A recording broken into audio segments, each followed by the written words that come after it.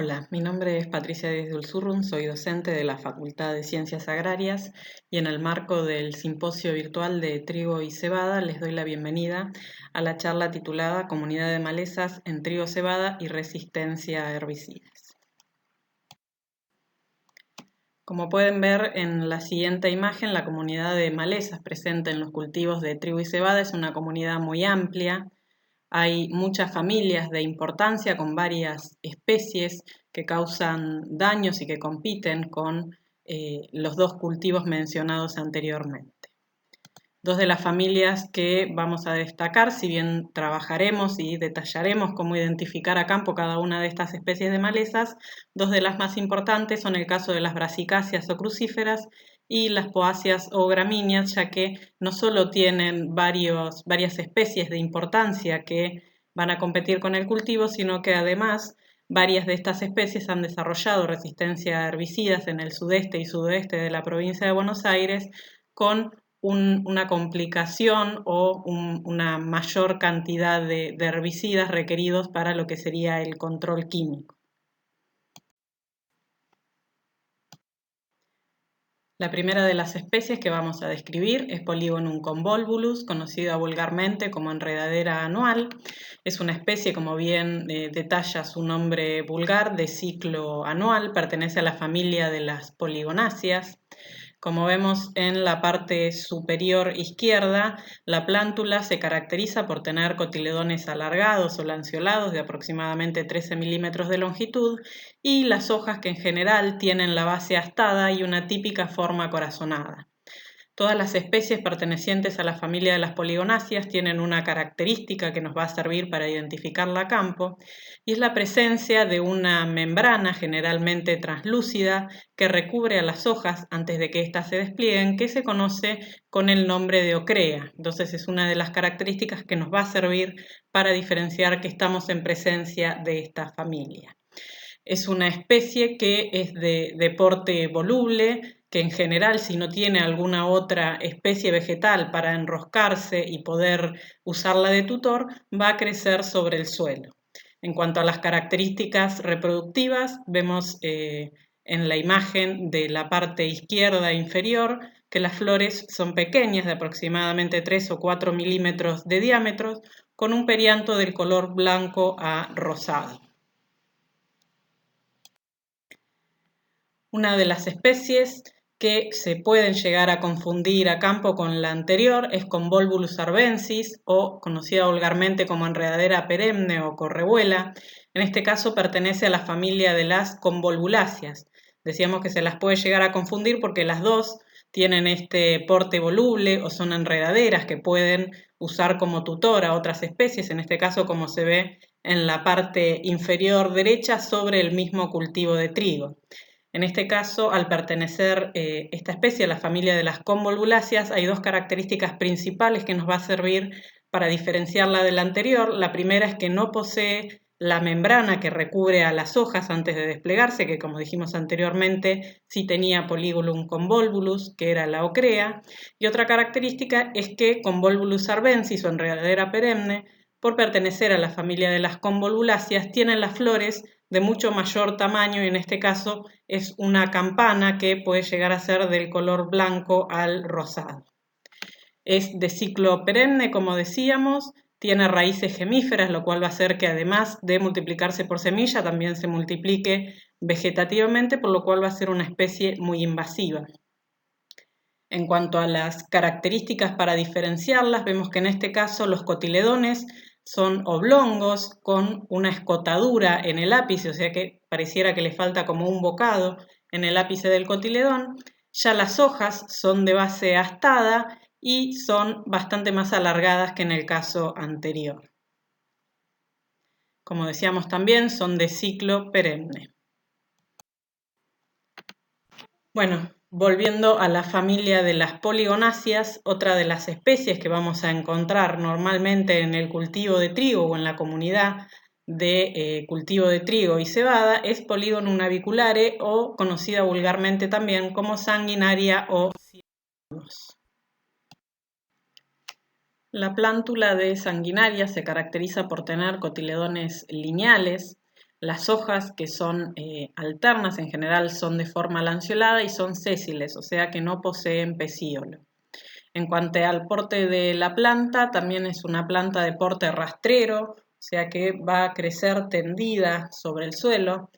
Como vemos en la parte inferior derecha, al pertenecer nuevamente a la familia de las poligonáceas, una característica distintiva que va a poseer esta planta es la presencia de ocrea, esa membrana que decíamos que protege a las hojas antes de ser desplegadas. En cuanto a las características reproductivas, las flores también son de tamaño pequeño, de 3 a 4 milímetros de diámetro, y el perianto es de color blanco a rosado. Es una especie de ciclo otoño-invierno primaveral, por lo cual vamos a ver que empieza a emerger durante los meses del otoño normalmente, para vegetar durante el invierno y finalmente sobre la primavera-verano completar el ciclo reproductivo, ya que es una especie de ciclo anual. Bien, pasando ya a lo que sería el grupo de plantas de la familia Brasicáceas o crucíferas, tenemos en primer lugar a Brassica rapa, conocida vulgarmente con el nombre de nabo. Todas las especies que pertenecen a esta familia en el estadio de plántula tienen la característica de poseer cotiledones que típicamente decimos que tienen una forma acorazonada. En el caso de nabo vamos a ver que los cotiledones tienen la nervadura central únicamente marcada, como se ve ahí por la línea negra que yo he puesto en el cotiledón superior. En el inferior se alcanza a ver cómo únicamente esa nervadura está marcada. En cuanto a las características vegetativas, son plantas de hojas alternas, tienen pubescencia. La misma es muy característica, ya que sobre la base de los pelos se insertan sobre una pequeña vesícula, lo cual damos el nombre de pelos mamelonados. Esto va a hacer que donde se vea cada uno de esos pelos veamos como un pequeño granito en la base. Esto es una característica que solo vamos a ver en el caso de nabo, pero no en ninguna de las otras crucíferas que vamos a describir.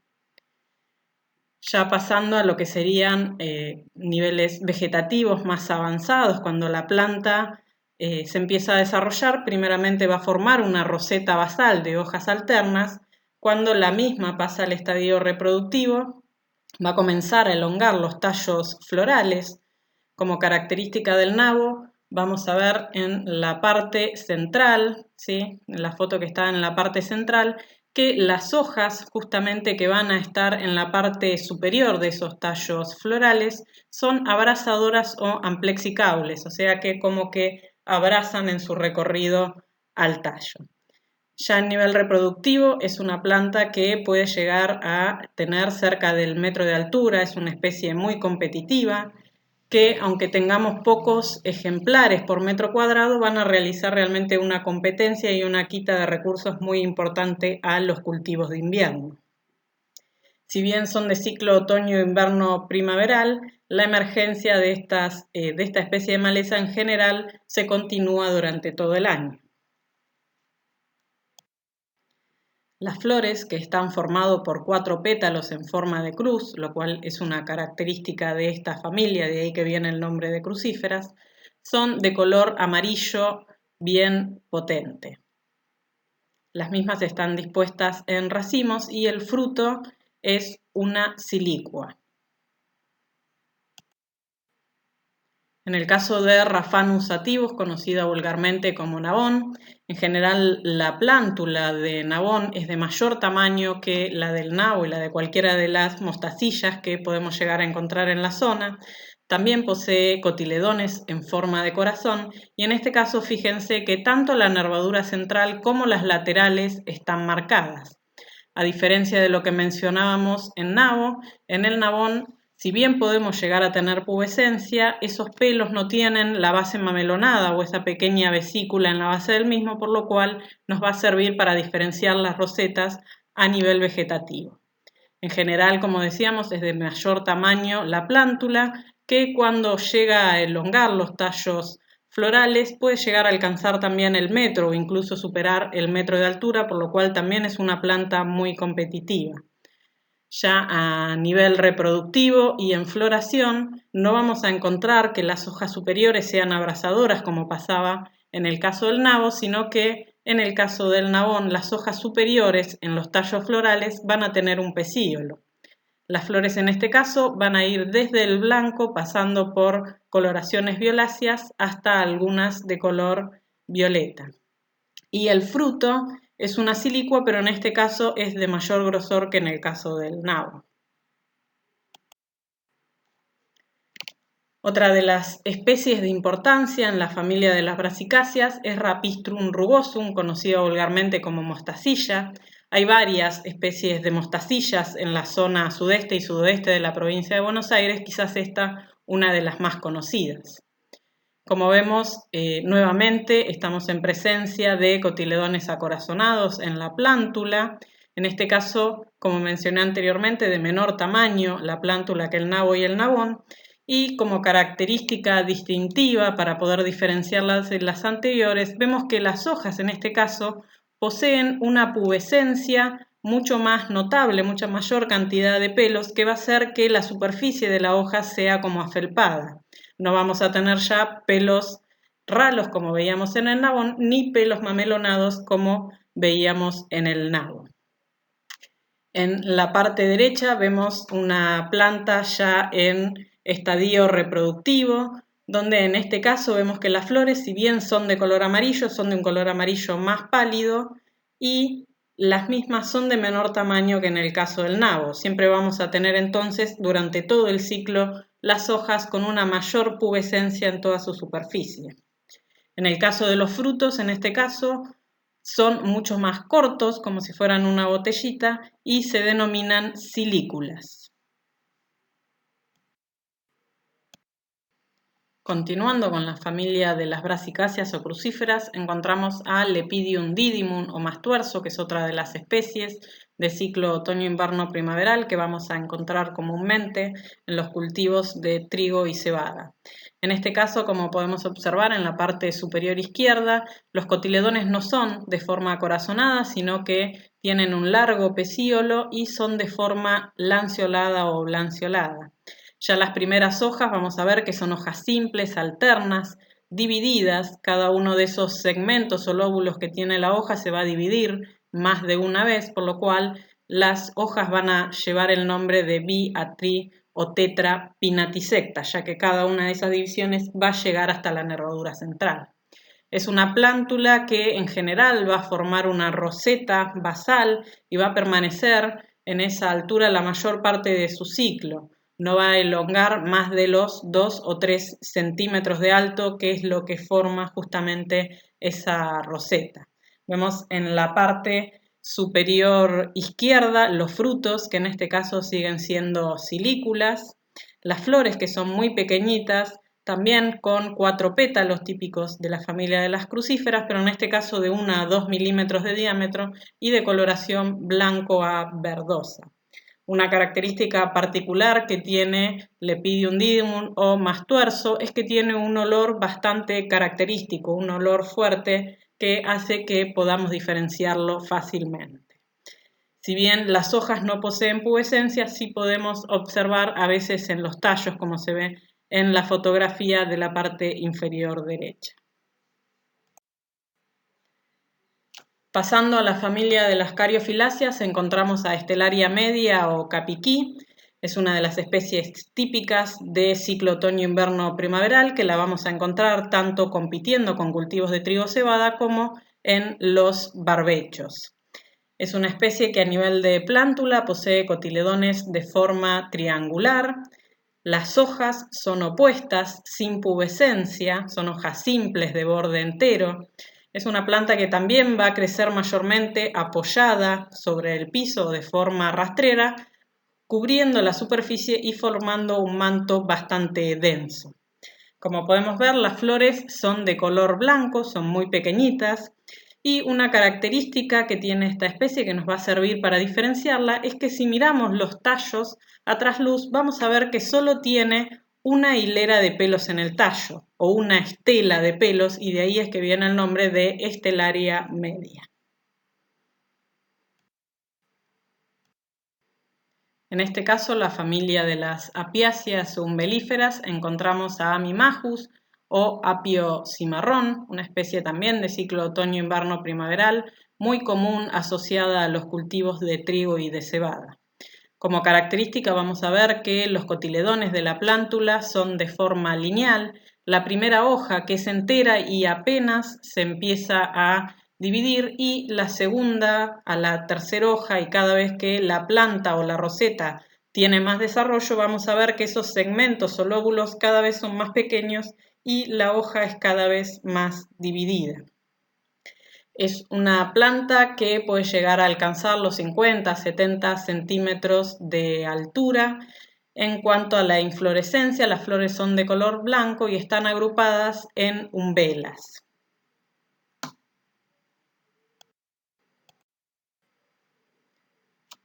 Bien, otra de las especies que vamos a encontrar típicamente en estos cultivos es Viola arvensis, conocida vulgarmente como pensamiento silvestre dentro de la familia de las violáceas.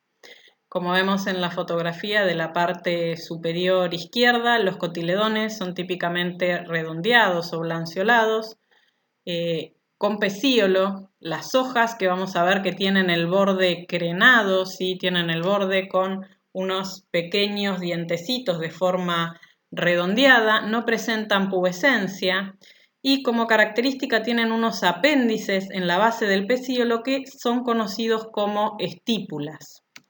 Es una planta de ciclo anual, también otoño-invierno primaveral. Alcanza un desarrollo de aproximadamente 15 a 20 centímetros, quizás un poquito menos, y tiene las flores de color blanco a lila con la garganta de color amarillo.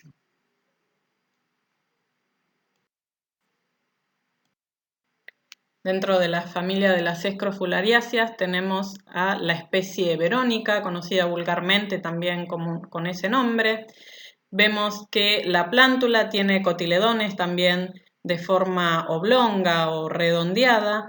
Las hojas también son opuestas como en el caso anterior, tanto esta especie Verónica como Viola pueden llegar a confundirse, pero en este caso vemos que si bien las hojas son similares, opuestas en la plántula y con el borde crenado, vemos que en el caso de Verónica tienen pubescencia que no pasaba en Viola y en este caso no tenemos presencia de estípulas. También es una planta que va a crecer de forma rastrera o apoyada sobre el piso, ya que los tallos no alcanzan a elongarse. Como vemos más adelante, al estadio reproductivo va a tener las flores que son de un color azulado o lilas.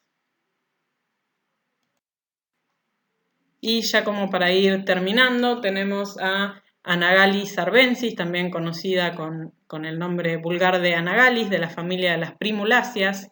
Vemos que a nivel de plántula los cotiledones son de forma triangular, las hojas en este caso son opuestas, de borde entero, simples, no poseen pubescencia. Como característica, a nivel vegetativo, vemos que los tallos son de sección cuadrangular, o sea que son bien angulosos. Es una planta que no va a superar los 7-10 centímetros de alto, sino que en general también se va a desarrollar, más vale apoyada sobre el suelo o sobre el cultivo. Las flores son de color anaranjado, puede haber algunas variedades también de color lila. Tenemos también a Lamium amplexicaule o ortiga mansa, se la conoce vulgarmente con este nombre por el parecido con la otra especie conocida como ortiga, que es Urtica urens. Fíjense que en este caso tenemos los cotiledones, tienen un pecíolo muy largo, son de forma redondeada y tienen una pequeña escotadura en la parte basal. Las hojas, que son opuestas, en este caso bien pecioladas o con un pecíolo notable, también de borde crenado y bastante pubescentes. Vemos que en este caso, al igual que en el caso anterior, el tallo es cuadrangular, las hojas siguen siendo opuestas durante todo el desarrollo de la planta, con el borde crenado. Es una especie también de ciclo otoño-invierno primaveral, que vamos a ver que en este caso puede enlongar también 15 a 20 centímetros, pero no es una planta que va a alcanzar gran desarrollo, sino que va a crecer cubriendo o haciendo un mantillo sobre el suelo. Y es otra de las especies que comúnmente también vamos a encontrar en los cultivos de trigo y cebada. Terminando así con las malezas dicotiledóneas o de hoja ancha, vamos a pasar a las malezas de la familia de las poáceas o gramíneas.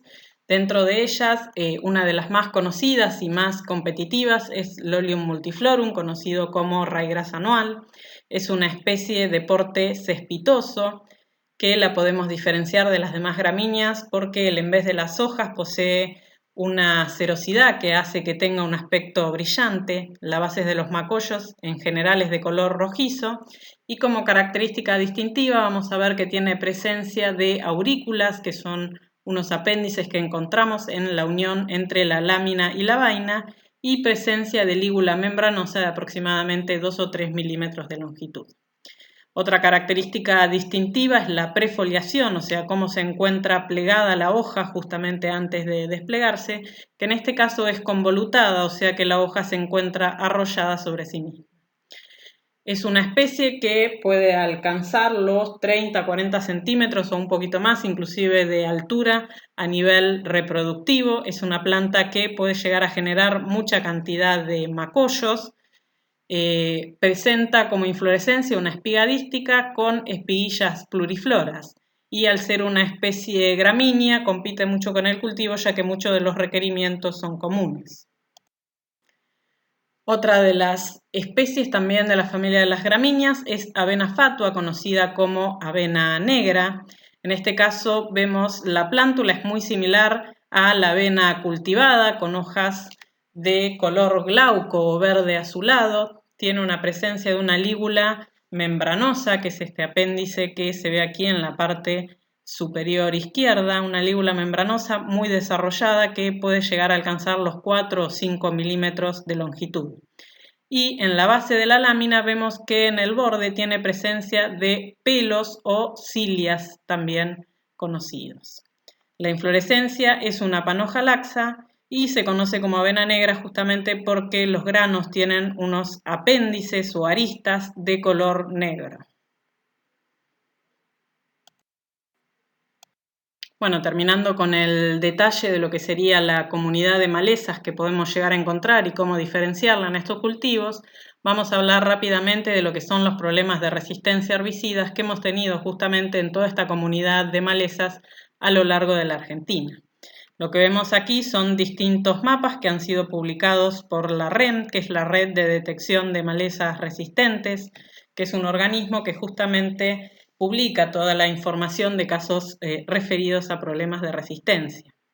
Como vemos, la mayor parte de la provincia de Buenos Aires, tanto como Entre Ríos, Santa Fe y Córdoba, se encuentran afectadas por problemas de resistencia, los cuales en la actualidad y en muchas de esas localidades alcanzan más de 15 especies de malezas. Ahora bien, ¿de qué hablamos cuando hablamos de resistencia? ¿Cuál es el origen justamente de la resistencia a herbicidas en estas especies de malezas?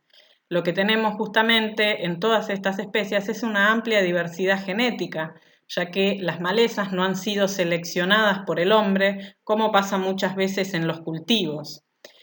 Si a esta amplia diversidad genética la empezamos a seleccionar por algún tipo de práctica, que en este caso sería el uso del mismo herbicida o de herbicidas con similar modo de acción, lo que vamos a ir haciendo a través del tiempo es controlar a todas aquellas especies que sean sensibles o susceptibles al herbicida y las únicas que van a poder sobrevivir y reproducirse, o sea, dejar descendencia o dejar semillas en el banco de semillas, van a ser aquellas que sean resistentes. Si bien los porcentajes de plantas resistentes en las poblaciones de malezas son muy bajos, en la medida que, como dice ahí, seleccionamos con el uso del mismo herbicida a través de 4, 5, 6 años, lo que vamos a ir haciendo es que estas proporciones mínimas de plantas que tengan la capacidad de sobrevivir vayan dominando justamente la población y así es que vamos a empezar a tener los problemas de origen de resistencia. Si diéramos una definición de qué se entiende por resistencia, entonces sería la capacidad que tiene algún biotipo o individuo dentro de una población para sobrevivir y, como decíamos, reproducirse o dejar descendencia a la dosis de un herbicida a la cual la población original era susceptible. Entonces, como para resaltar dentro de este concepto de resistencia, es que estamos hablando de una característica de un biotipo o individuo diferencial a lo que sería la población original, que veníamos controlando con una dosis determinada de herbicida, que en general es la dosis de marbete o la dosis recomendada para su control. Lo vamos a diferenciar de lo que es la tolerancia, que en este caso hablamos de una capacidad que tiene una especie en particular para sobrevivir y reproducirse después del tratamiento con un determinado herbicida. Es así que hay determinadas especies de malezas que nunca van a ser sensibles a un determinado principio activo, como por ejemplo la especie de maíz que nunca pudimos controlar con el herbicida atrazina, que justamente se utiliza esta selectividad para poder aplicarla en el cultivo para controlar malezas. A nivel país, si vemos la cantidad de biotipos resistentes en función de los años, vemos que el primer caso se generó en Yuyo, Colorado, en el año 96, y a partir de allí ha habido una cantidad de especies que han generado resistencia. A la actualidad tenemos más de 10 especies de poáceas o gramíneas con resistencia a herbicidas, 5 de la familia de las brasicáceas, 2 amarantáceas o yuyos colorados y 3 de la familia de las asteráceas. En general, el herbicida al cual se ha generado más cantidad de casos de resistencia, y particularmente por parte de las gramíneas, es el glifosato o inhibidor de la enzima EPSPS. También tenemos muchos casos con resistencia a herbicidas inhibidores de la enzima ACCasa o graminicidas, así como también muchos a inhibidores de ALS. Una característica que vamos a encontrar en muchas de estas especies son las resistencias múltiples, o sea que una población tiene la capacidad de sobrevivir a más de un modo de acción de herbicida.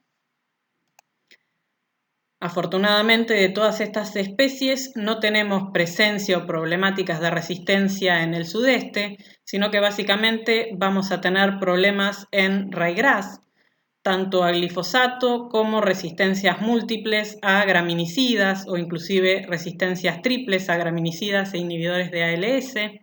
También problemática tanto en Raphanus sativus o nabón como en nabo con resistencias a glifosato y ALS, inclusive algunas herbicidas hormonales en los últimos años, y también hay problema dentro de lo que serían cultivos de verano con los conocidos vulgarmente como yuyo colorado.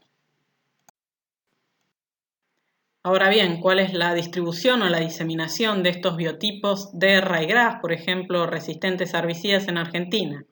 Bueno, sin lugar a dudas, la resistencia con mayor difusión es la resistencia al glifosato, fue la primera que se generó por el año 2006-2007 en la provincia de Buenos Aires, y en la actualidad no solo está afectada la mayor parte de esta provincia, sino que sur de Santa Fe y Entre Ríos tenemos problemas de resistencia al glifosato. Además, en cuanto a la resistencia a inhibidores de ACCasa o graminicidas, tenemos presencia en la provincia de Buenos Aires, particularmente en partidos del sudeste y sudoeste de la provincia de Buenos Aires, y con menor difusión, resistencia a inhibidores de ALS en también algunos partidos del sudeste y del sudoeste, pero con menor diseminación que los anteriores casos de resistencia. En particular, para detallar de estas resistencias, que en general hay muchos problemas de resistencia múltiple, los perfiles de resistencia son muy variados, y esto qué quiere decir que cada uno de los lotes, y de acuerdo a la historia previa de uso de herbicidas que tengan, va a presentar un perfil diferente de resistencia. Es así que podemos tener en un lote resistencia triple y en el lote de al lado únicamente resistencia a glifosato, por lo cual es muy difícil dar recomendaciones de manejo a gran escala de control con herbicidas justamente de ryegrass. Como decíamos, la resistencia al glifosato fue la primera que apareció. Como característica, lo que veíamos es que si en las poblaciones sensibles con la primera dosis o la dosis de marbete ya teníamos control, lo que pasaba en las poblaciones resistentes es que normalmente teníamos que aplicar el triple o una dosis 4 veces mayor para recién lograr control de la misma. Lo que vemos aquí en esta fotografía son distintos tratamientos herbicidas que realizamos en el año 2016-2017 sobre distintas poblaciones que ya veíamos que tenían problemas de control con herbicidas. Vemos el testigo en la parte superior izquierda, tratamientos con glifosato, como vemos aquí en la fotografía, veíamos un control muy pobre y muchas de las poblaciones que resistían justamente a la aplicación de glifosato tenían un crecimiento muy parecido a lo que serían los testigos. Algunos herbicidas o mezclas herbicidas utilizadas en posemergencia de cultivos de fina, como la mezcla de iodosulfurón, mesosulfurón, metsulfurón, en general tenía en todas las poblaciones que habíamos seleccionado para este estudio buen control, si bien en algunas veíamos que ya algunos individuos podían llegar a escapar al mismo. En el caso de otro de los herbicidas posemergentes, como pinoxadén, también veíamos en general buen control de todas las poblaciones, aunque ya algunas también veíamos no solo plantas individuales que podían sobrevivir, sino que algunas poblaciones enteras. Lo mismo pasaba ante el herbicida o la mezcla de herbicidas posemergentes de piroxulán, cloquintoset, metsulfurón, y algunos herbicidas que también probamos utilizados en barbecho como cletodin o el oxifop, en general eran los que tenían y siguen teniendo mejor comportamiento en la zona como cletodin y aloxifop, en la cual la mayoría de las poblaciones era controlada. A pesar de esto, veíamos ya en el año 2016-2017 que algunos individuos aislados podían sobrevivir, indicando que a campo ya estaba la presencia de resistencia, y es así que a la actualidad hay algunas poblaciones muy aisladas que empiezan a aparecer ya con resistencia a algunos herbicidas graminicidas. Lo que vemos aquí es un detalle del mismo ensayo anteriormente, donde se ve más de cerca cómo era el estado de cada una de las poblaciones ante el tratamiento de las distintas mezclas de herbicidas. Otro de los ensayos que realizamos fue una colecta, en este caso al azar, de poblaciones de ryegrass en lotes de precosecha de trigo y cebada, un ensayo que realizamos con una tesista de grado, Emilia Bocanera, en el cual colectamos en 6 partidos del sudeste unas 60 poblaciones. Lo que vimos fue la supervivencia de esas poblaciones ante tratamientos de glifosato, pinoxadén y la mezcla triple de diodosulfurón, mesosulfurón y metsulfurón. En este caso veíamos cómo la mayor parte de las poblaciones tenían supervivencias mayores al 50% para el caso de glifosato. Se encontraban para pinoxadén entre el 15 y el 20-25%, inclusive alguna más, de supervivencia. Y en el caso de yodo, meso y metsulfurón, en general la supervivencia era mucho más baja, del orden del 5 al 20%.